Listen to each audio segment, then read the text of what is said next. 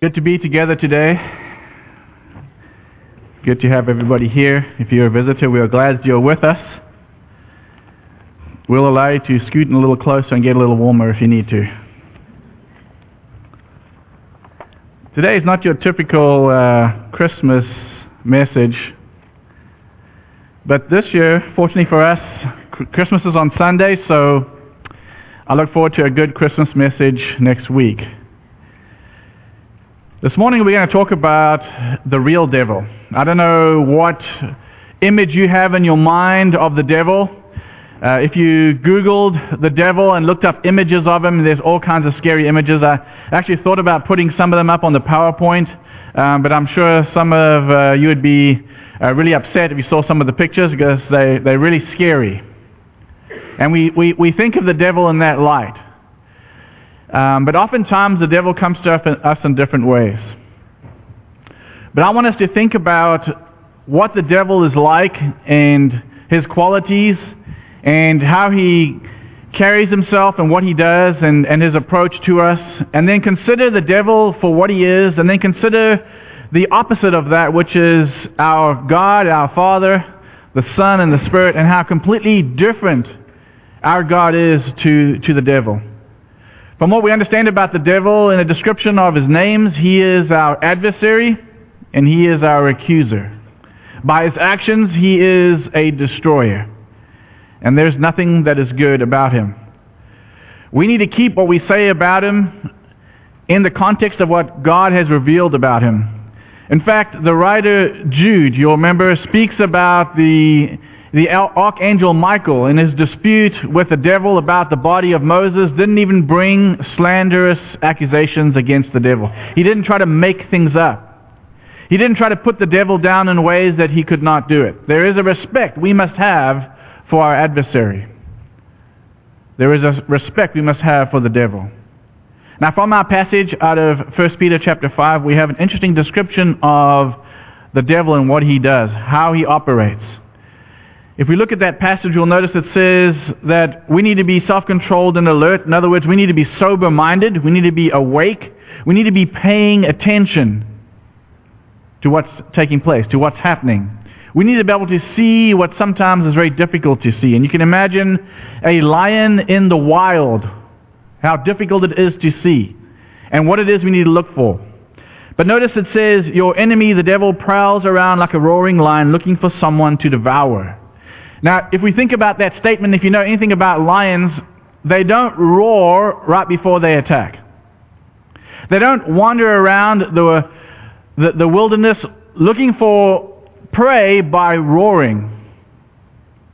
It's an interesting way Peter reveals here the modus operandi of the devil, what he likes to do.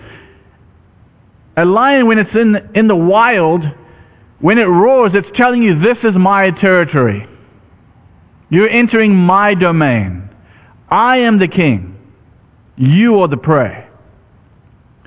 When we go out into the world, we've got to realize who the predator is. You see, sometimes we think it's our neighbor. Sometimes we think it's our coworker. Sometimes we think it's our enemies in our neighborhoods or on the streets. But it's actually Satan. And if you listen very carefully, you can hear his roar. He's marked his territory. This is his world. It's interesting that God created it, but yet Satan come and he's spoiled it for us. That's just what Satan does. That's how he operates.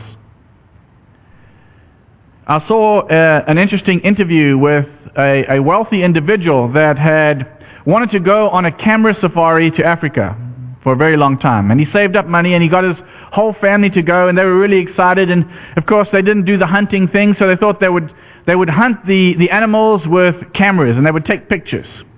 And on their journey, several of them were taking pictures of all the animals. Others were taking pictures of those who were in the vehicle as they were driving around. And every time they stopped, they took pictures. And after going several days in Africa, taking all these wonderful pictures, they thought, wouldn't it be great if we put them together in a slideshow? And when we got back, we could show everybody. So they were really excited about it as they were taking all these pictures. Well, when they got home, they spent a few days collecting all the pictures they wanted. They looked over them for the clear ones. Obviously, there were some using a regular camera. There were some that were blurry. There were some where there were pictures of people they didn't want, or animals in positions they didn't want, or where they wanted them on the film. And they got the slideshow just right. And they thought they'd spent a lot of time meticulously looking at each picture.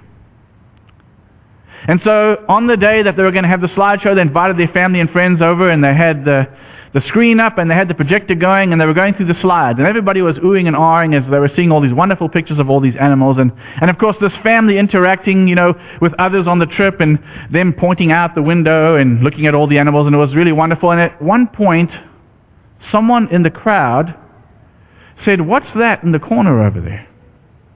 And of course it was a picture of the party that had stopped on the side of the road, and everybody had got out of the vehicle. There were probably 20 or so people, and they were sort of mingling around, talking. Some were looking off into the distance.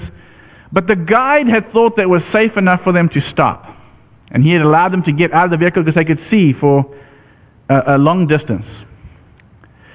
But strangely enough, there in the picture, in the bottom left corner, while everybody was standing out there in the open, was a picture of a lion's head sitting in the grass, looking through the grass at all these people standing on the side of the road.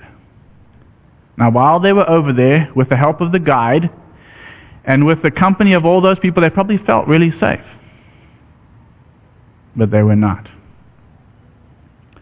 I think sometimes we go out into the world, and we think because somebody's told us we're okay, we're safe, we can go about life as normal.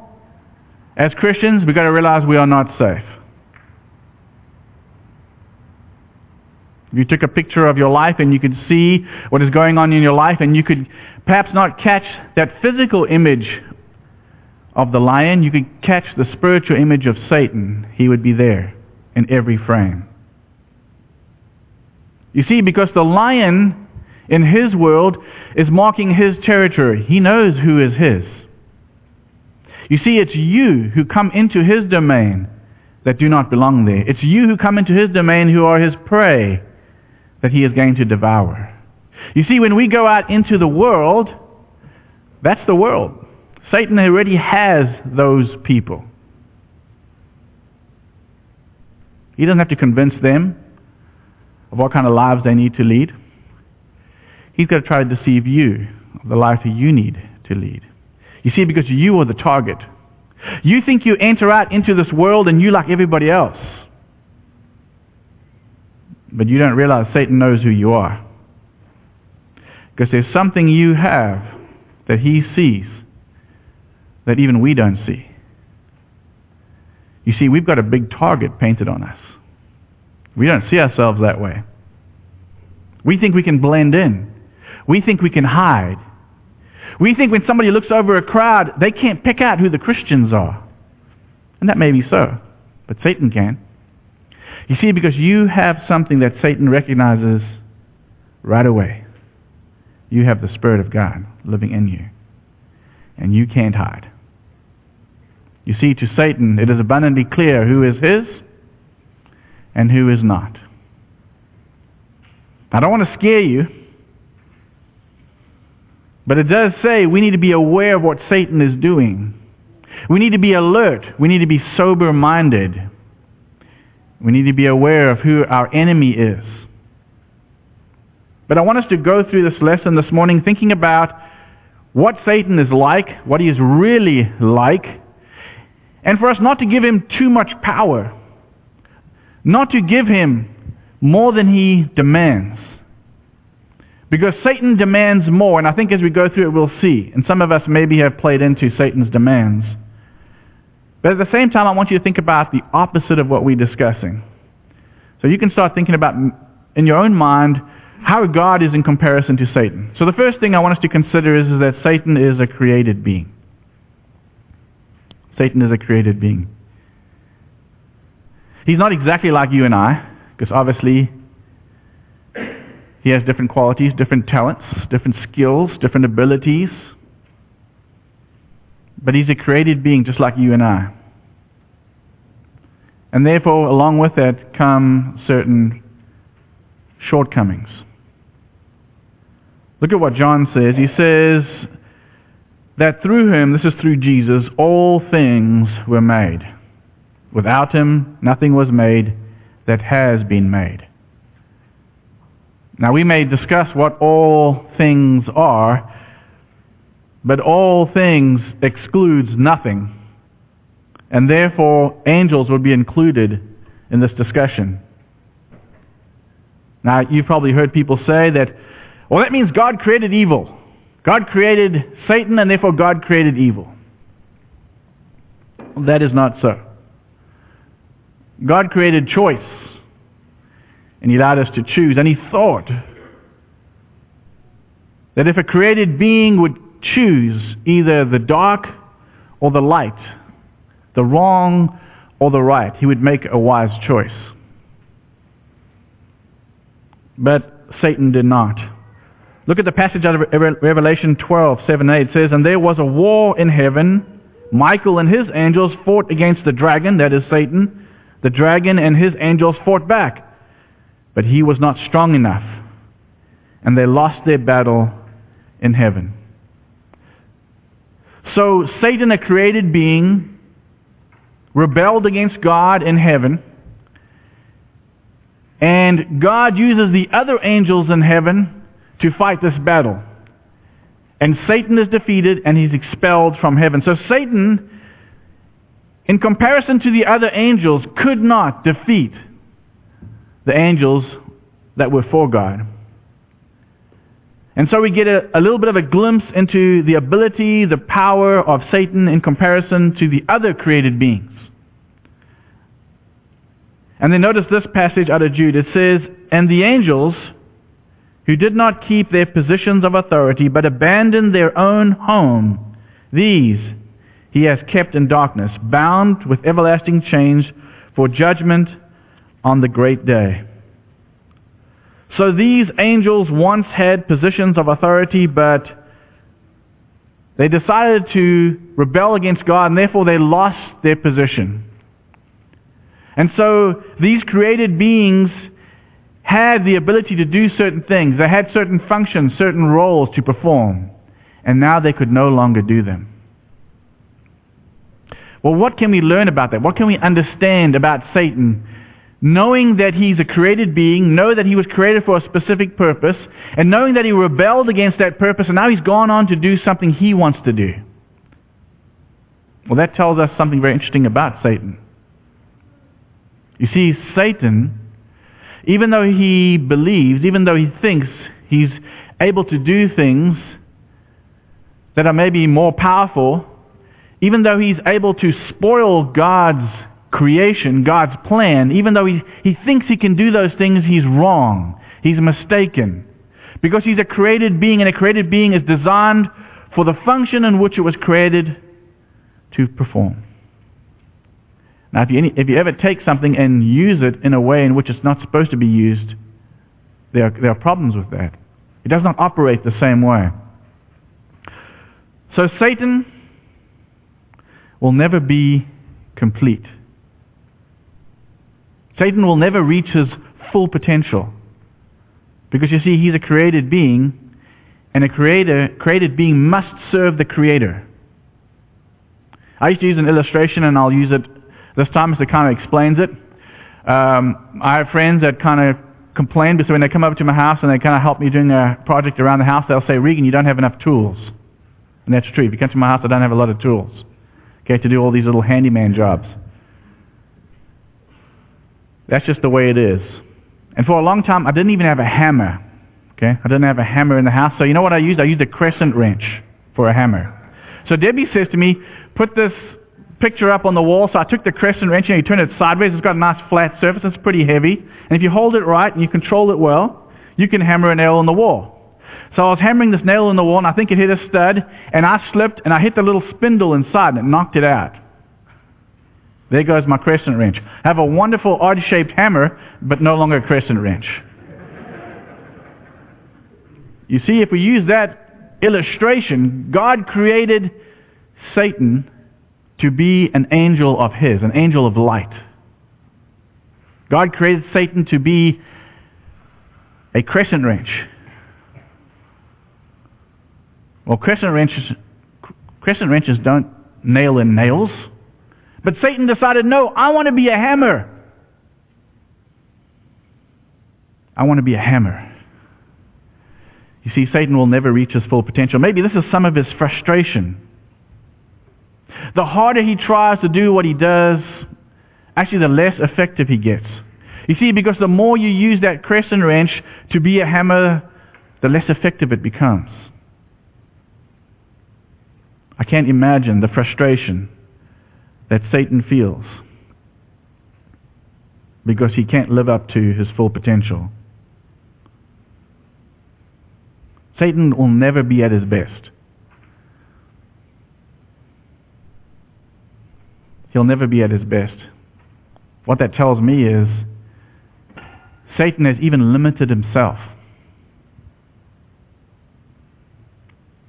We're dealing with a created being that is frustrated and is limited by what he can do. Now, if you ever face an enemy like that, there are obviously some problems with it. You know, they always say, watch out if you're out hunting and you wound the animal you're trying to kill, because after a while it may turn around and you may be the prey. So you've got to be careful of Satan. He's not a happy camper. And he's out to get you. But you've got to realize he's not operating to his full potential. He's limited. He's very limited. And we'll see in just a moment why. So Satan is a created being, and therefore he has obvious limitations because he's not living up to his full potential. But what we also know about Satan is that Satan does not possess all power. Because he is a created being, he is nothing like God. He is limited in every way. He is limited by the abilities God initially had given him, and of course, because he has chosen to rebel against God, he is less than that. God, being the creator, is so much more than Satan will ever be. Some mistakenly say that Satan is the opposite of God. Satan is somehow God's adversary, God's nemesis, God's rival. Those words do not describe the relationship. You see, because Satan does not have any of the power that God has. Look at 1 John 4:4. John will say, you, dear children, are from God and have overcome them, because the one who is in you is greater than the one who is in the world. We need to be certain of the fact that Satan is nowhere near as powerful as God. One of the greatest illustrations of that is Satan actually allows Jesus to go to the cross. Isn't that amazing? Satan thought, I'm going to get Jesus to the cross. I couldn't kill him when he was a baby. I've tried to kill him all this time, but everything's working in my favor, and you know what? I'm going to get that guy on the cross. And God's going, yes. Yes. Because Satan can't even look down the road like God can. Satan can't see the future, and sometimes it's even so obvious. Satan is so blinded by hate that he can't see the good. He can just see the evil that he's doing, and he can't see beyond that. But it shows his limitations. Look at John 10:28-30. Jesus says, I give them eternal life, and they shall never perish. That's us. No one can snatch them out of my hand. My Father has given them to me, is greater than all.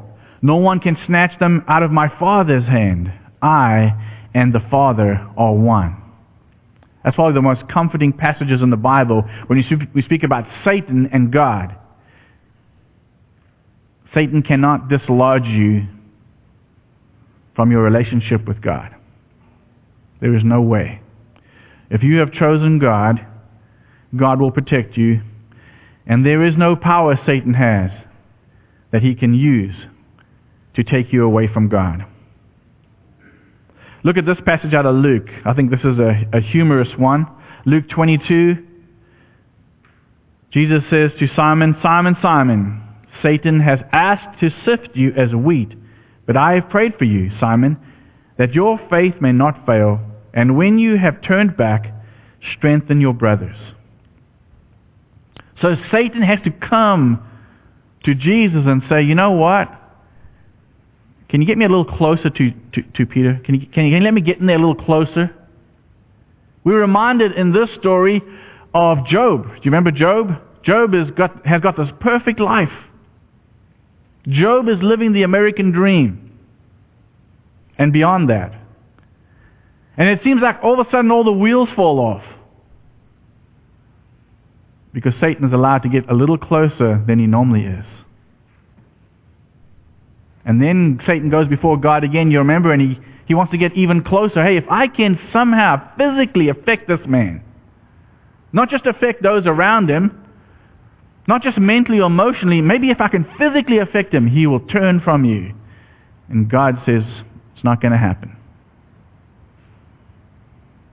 Satan is that limited. Satan cannot tell the future. He does not operate under his own power. Satan is severely limited because he is not God. For Satan to defeat God, he would have to possess all of God's power. Even to be able to compete with God, he'd have to be at least equal to God. But we know that he is none of those things. We can tell by Scripture that Satan is very limited in his reach on you. God has protected us to such a point that Satan is very limited on what he can do. I think today that tells us a lot about our spiritual world, because there are some that would have you believe that Satan can somehow at any point just snatch you away from God. I remember that was one of the most troubling questions teenagers would ask me when I was a youth minister. Their biggest fear was that someday they would wake up and they would denounce God. Somehow Satan would go and get inside their mind and convince them that God cannot help them, that they are lost, and that God has a grasp on them. How can you convince someone that Satan cannot do that? That God will not allow them to do that? Satan is not like God. He does not have his strength, he does not have his power, and he certainly does not have his ability. But Satan, because of that, is not self-sustaining. He's not self-sufficient. He can't survive on his own. Just like a fish out of water cannot survive. Just like a human being left in space cannot survive. Satan cannot survive without God. Satan depends on God to survive. Notice 2 Corinthians 11, verse 14 and 15. We're going to look at the first part. And no wonder, he says, for Satan himself masquerades as an angel of light. That's the best Satan can do. Satan was once an angel of light, and now because of the choices he's made, the best he can do is only masquerade as one. I don't know about you, have you ever been around somebody who has tried to dress up and try to be somebody else? Have you ever noticed that? Have you ever noticed people that are, what you see is not really who they are? One day when I was in Bakersfield, I was in the dentist's office, and my daughter was inside. I think she was getting it was regular cleaning, and I was sitting in the dentist's office, and this woman walked in. And I noticed her right away. She was well dressed, and she was really tall, and she was very athletic looking. And she caught my eye, so I kind of looked to the left, and I noticed it, and I thought, that's a really tall woman. You know, so often you see a woman that's 6'2", 6'3", and weighs about 200 pounds. It's not often you see a woman like that. So I noticed her. And she had this long blonde hair, and she had makeup on. She had blue eyes. And she came and sat down about 3 seats away from me. And at one point, I kind of glanced across to the left, and I noticed this huge Adam's apple on her neck. And I said, there's something wrong here.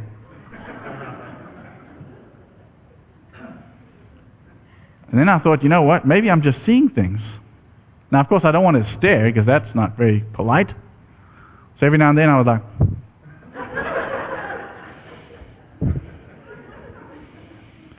And then when she spoke to the receptionist, I realized,